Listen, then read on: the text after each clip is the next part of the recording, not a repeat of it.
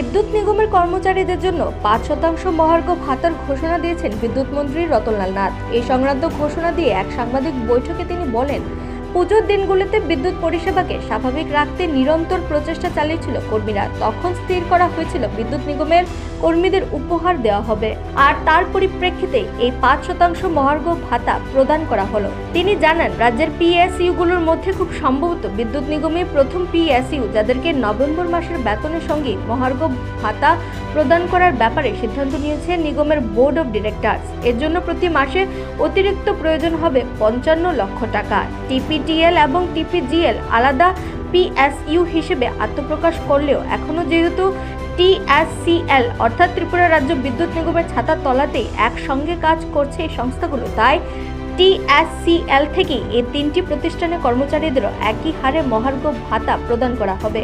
মন্ত্রী আরও বলেন, কিছুদিন আগে বন্যার সময় এই ৩টি প্রতিষ্ঠানের কর্মী, আধিকারিক এবং প্রকৌশলীরা যেভাবে জীবনের ঝুঁকি নিয়ে কাজ করেছেন তা ধন্যবাদযোগ্য।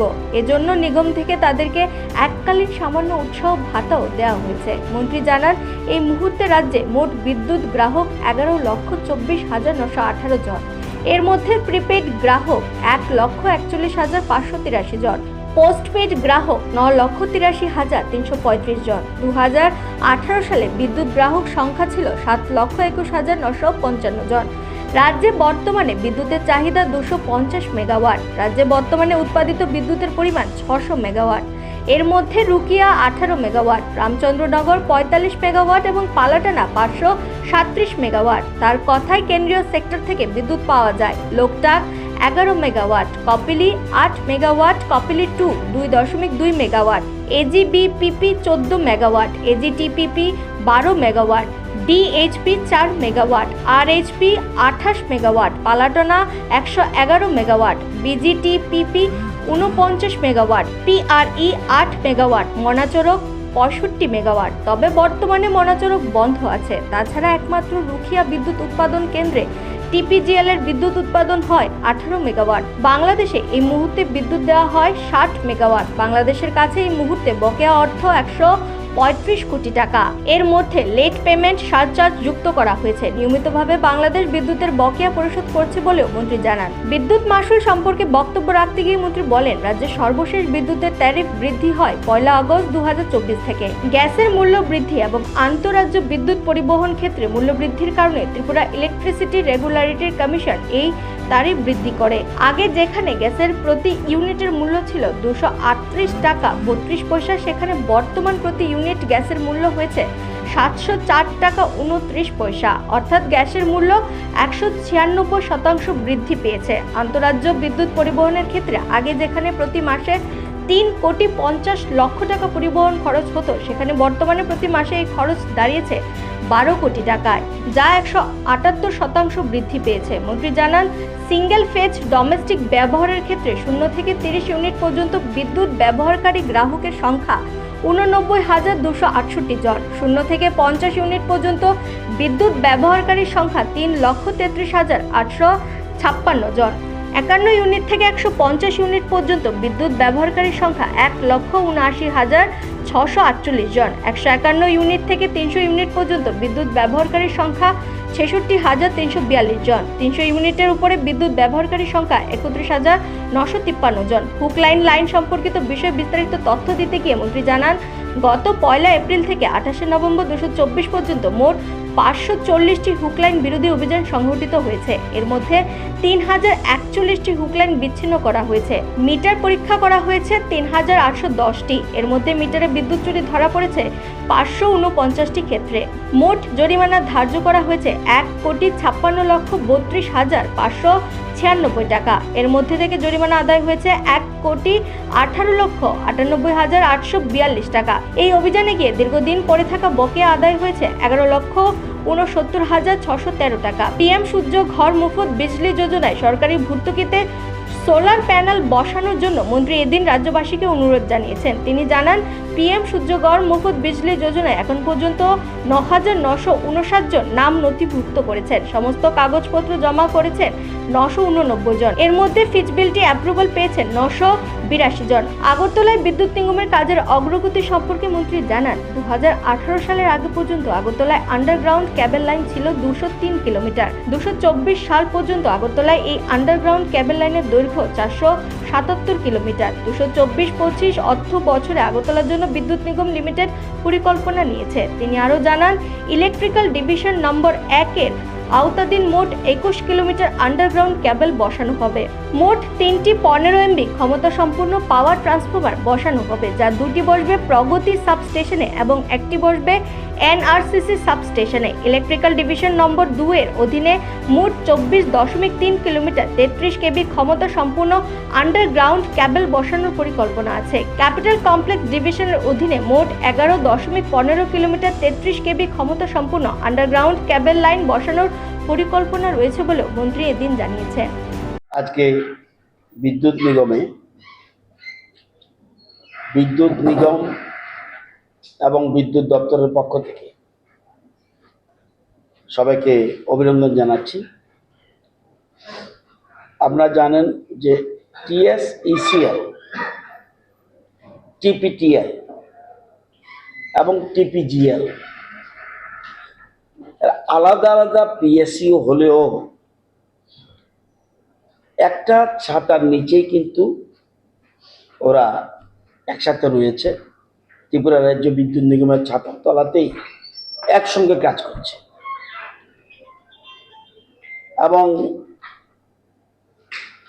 কিছুদিন আগে বন্যার সময় 3টি প্রতিষ্ঠানের কর্মী, আধিকারিক, প্রকৌশলীরা যেভাবে জীবনের ঝুঁকি নিয়ে কাজ করেছেন তা ধন্যবাদযোগ্য। এই জন্য নিগমের পক্ষ থেকে তাদেরকে এককালীন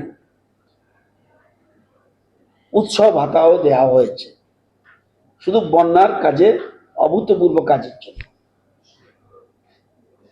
এবং প্রায় ৫,০০০-এর উপরে যারা কর্মী রয়েছে সবাই টপ টু বটম, এমনকি সিকিউরিটি গার্ড পর্যন্ত, সুইপার পর্যন্ত, টপ টু বটম সবাইকে উৎসব ভাতা আমরা দিয়েছি।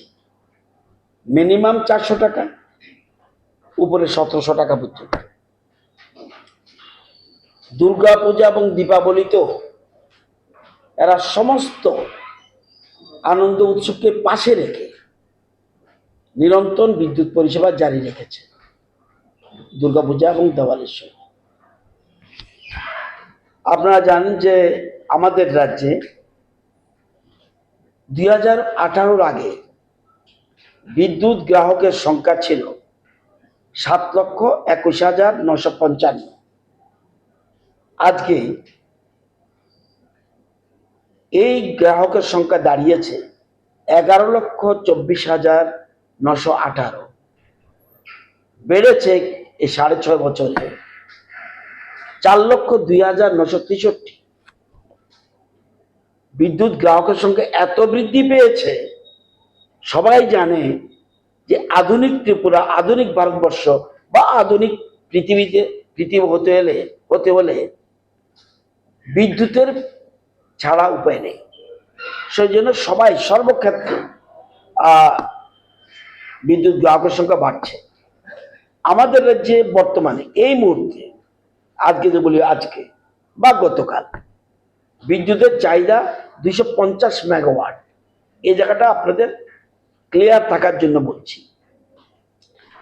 এর মধ্যে আমাদের রাজ্যে বিদ্যুৎ উৎপাদন, আমরা এবং আমাদের যারা যারা উৎপাদন করছে আমাদের রাজ্যে, মোট ৬০০ মেগাওয়াট বিদ্যুৎ উৎপাদন হচ্ছে। কিন্তু ৬০০ মেগাওয়াট বিদ্যুৎই কিন্তু আমাদের নয়। আমরা আমাদের নিজস্ব রুকিয়া আমরা 18 মেগাওয়াট পাচ্ছি, এটা আমাদের নিজের। আমরা রামচন্দ্রনগর 45 মেগাওয়াট হচ্ছে, আমরা কিন্তু 17% আমরা বিদ্যুৎ পাচ্ছি, মানে 8 মেগাওয়াট।